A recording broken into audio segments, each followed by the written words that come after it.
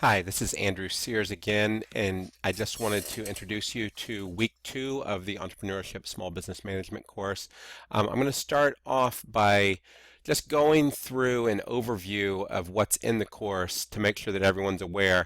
Um, so in the course, there is a course syllabus and there's a business plan template. Those are both going to be really important. Then there is a rubric for how your business plan um, will be graded. Now, for each week, I wanted to also explain that each week will have different sections. It's going to have a required material section, and for some of you, that section might not be expanded. So you need to expand that section. If you forget that, that's going to actually be pretty critical. Um, and make sure that you're looking at all of the required materials. And in some cases, you're going to need to expand the subsections. So, for example, for week 1, you're supposed to be reading Start Your Own Business chapters 1 through 5, watch the video introduction by me, and then go through the required materials under what is entrepreneurship. Um, so then there's a section that is called optional recommended materials. That is optional. As you're going through the business plan, what I would recommend, so before you do your assignment each week, I would say go through all the required materials. Then as you're doing the assignment, look at the optional materials and see whether any of that might be helpful for you. That would be my recommendation on how to use that material. And then you'll go and you'll do your assignments. Now, we have all the assignments as forums because even though you're going to be, for starting at week 2, each assignment is going to be to submit a business plan. You're going to be submitting a document. Don't submit anything in the forum itself, but upload your document. But we provide it as a forum because we want the other students to be able to view your plan. And that's a big part of this course, is reviewing other people's plans. One of the best ways to learn how to write an effective plan is to look at other people's plans. So we want you to learn and provide comments. The other thing I was going to say, what is helpful in comments? And I told the instructors for this course to be very strict in the grading.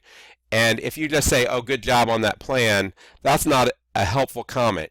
Your role as a commenter on people's plan is as a consultant.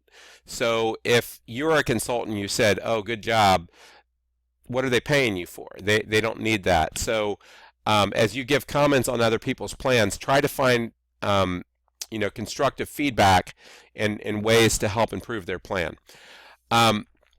So with this, in the week 2 assignment, I'm going to go through the business plan assignment because this is your first week going through the business plan, and there's a lot of details that you need to do. So read through this. I want to make sure that you all start off on the right foot in this course. So be sure you read through the assigned readings and videos for this week. So that's step 1. Then you're going to go download the business plan template. I showed you that before. It's at the top of the course, below the course syllabus. And one of the most important things you're going to do is the step 3. So carefully consider the idea that you're going to use for a business plan. As you're considering what ideas to do, keep in mind that you're going to need to complete all the sections of the business plan. So that's part of why I wanted you to read through the whole template before you pick your idea, because you may say, you know what, I want to do the next virtual reality startup company, but you know nothing about the cost, you know nothing about the market, you're not going to be able to get that information, you'll fail this course. So you need to get something. Now, entrepreneurs aren't going to know everything, but you need to get something where you can get research and you're not just going to be making up numbers, that you can at least get some estimates for things. So don't pick an idea that's impossible to get. And in your idea, you're going to be graded based on how persuasive it is. So, entrepreneurs take risks, so we recognize that. But if your idea is completely unrealistic, then that's going to be a problem. So you need to create an idea that you're able to get a plan that could support. So there's three main types of business plans you could do. One is the entrepreneur business plan, and that's where you're going to say, I'm already in an existing organization, but I'm going to develop a plan for a new or expanded product or program within that organization or business. Now, some of you are in nonprofit organizations, and you may be thinking, I'll just do this, with my nonprofit. In some cases that might work, in other cases it won't. I think the biggest thing is, is there really a business plan? If all you're doing is serving at-risk youth and you're 100% grant funded, that's not really a business plan. Now, if you have an after-school program and you have a revenue stream from that, then you could get a business plan. But I think that most business plans are going to assume that you have some sort of form of earned income to be a business plan. The other business plan is the new small business plan. This is what most people think of. So you're going to develop a new business plan for a new small business.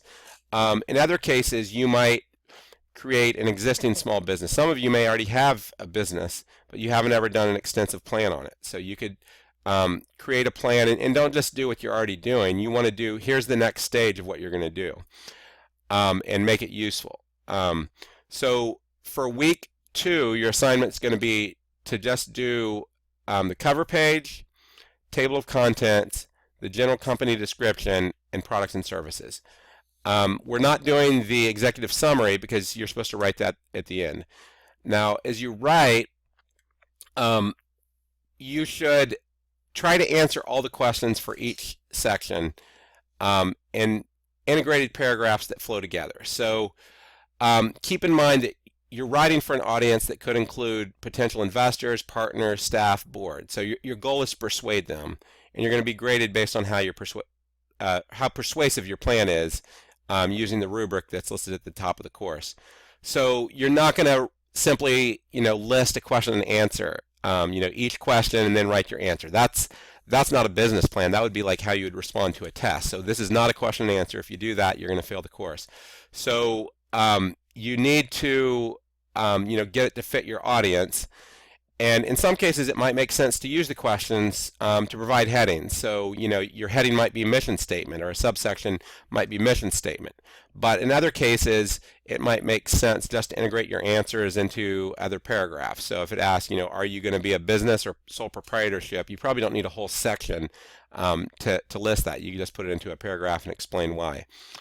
As you go through later sections in future weeks, there may be a lot of questions that don't apply to you. So, one example I saw, just a quick glance on distribution channels, it listed agents.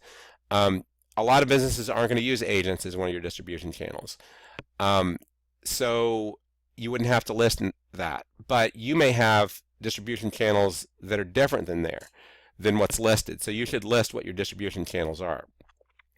So in these sections, you should adapt the headings and questions to apply to your business. And then for each section of the business plan, part of what you're trying to do is you're trying to, the reason why we're having you do these required readings, the HP Life assignments, which will start next week, and the lectures, is so that you can apply them to the business plan. So the business plan may not ask some questions about marketing that, is covered in your book, that's covered in some of the other sections. You can add that into the marketing plan section if you feel that's useful. The goal is to persuade, so use everything you can to make it persuasive. And a marketing plan, say, for an online business is going to be dramatically different than a marketing plan, say, for a restaurant. So you might need to have very different sections. So and also, if there's things you already know, you can use that in the sections too. One other thing I would say is, in many cases, you're going to have to spend a good amount of time doing research, especially the market research section. But if you're doing a technology business, you might need to research about specific technologies, so that might be a significant section. So depending on what you're doing, you're going to have to do some research.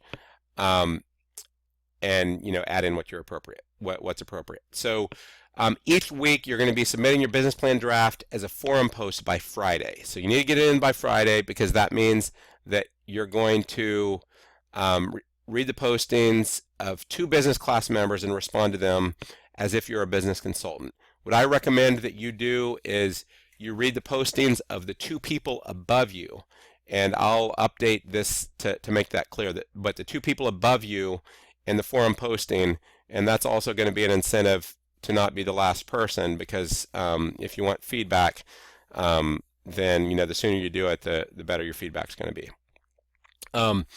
So that is an overview of this week's assignment. I want to walk you through the actual business plan template. So this business plan template has over 150 questions. It was taken from SCORE. That's the something for retired executives, but it's one of the top resources on the internet.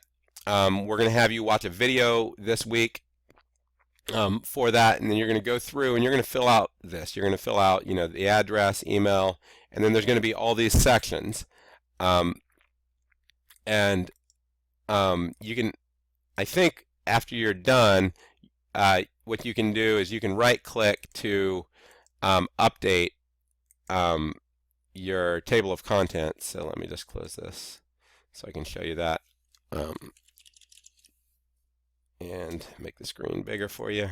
Oops, that's a little too big. All right, so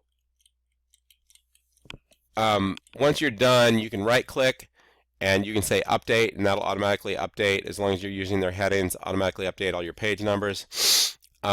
So, I was talking about, you're going to present this to an audience. Now, for initial drafts, I don't mind if you leave in this part here. But for your final draft, that's all going to be gone. You're not going to have, you wouldn't send to a funder, write this section last. You would send to them, the actual, what you're going to submit. So the executive summary is the one part at the beginning that you're going to be skipping. You're going to go directly into the general company description. And, what I'd recommend is that, you can either delete these questions, or you can write your answer above these questions, but in your final draft you'll need to delete all the questions. And then write your products and services. Now there's 2 products and services sections. This first one is your products and services as you would see them. Then later you're going to go into much more detail and you would describe your products and services as your customers would see them. And we'll talk a little bit more about that. Then the biggest section, I think we're going to spend 3 weeks, is on the marketing plan. A huge part of this is going to be doing market research. So if you're doing a business, you need to be able to do market research. So it says you could do stuff with your library. I think these days most things are going to be better to do online. And there's primary and secondary. So primary would be if you talk to customers. Secondary might be from other people who do analysis. You can also go online. This is a little bit dated. It says use the yellow page to identify competitors. I think you can look online to identify competitors, and other facts about your industry. Try to get an assessment. If you're going to be in a restaurant, how big is the restaurant business in your city? How many people are in your city? And how try to get an estimate of the market. You might go identify some local businesses and say, I'm doing a business plan. I'll keep this confidential, but can you tell me about how much revenue you get per month? See if you can talk to a manager. That's part of the reason why we're having you do these interviews. So as you're doing the interviews, I highly recommend you try to find some people in similar businesses to what you want to do. So if you're doing online something, call people. And even now, as I run City Vision University, I probably am having 5 conversations with peers to learn from their business models every week. So that's a huge part of running things. So then you'll go into details on the product, go into details on the customer, competition. You're going to compare. You don't need to just and I'll go into this in more detail later, but you don't need to just use the exact competitive analysis, strength, weaknesses, competitor A, importance to customer, but it's good to have tables. Often in market research, you'll show, tables that will compare things. So you can talk about your niche, your marketing strategy, your promotional budget, your pricing, location, distribution channel. So there's going to be sections in your books once you get to the marketing section, and each time you're going to be going through and learning about these details. So it may not ask. So a good example in the operational plan, this is the details of running the business. It's location, equipment, people, processes, surrounding environment. So in that, there may be a lot more details than what you have. So as you learn what goes into that, you're going to have to customize this for your needs. So then you have management of the organization. Who are you going to have? A board, advisory board, and then you're going to get into financial statements. Now, this is one that I actually think you could skip if you want. I thought I had removed this, but the reason why they put this, so you actually should skip the personal financial statement section because we don't want your personal financial information. But often if you're doing a small business, you're going to have to put up collateral yourself, so they're going to want to know your own finances. So it's like getting a home loan. They're going to want to know your businesses. So then you're going to go into your expenses. In the budget, you're going to go through a financial plan, 12-month profit and loss. Now, if you haven't taken accounting and you get terms in the financial section that you don't understand, Google them. Look up YouTube. Try to get some videos.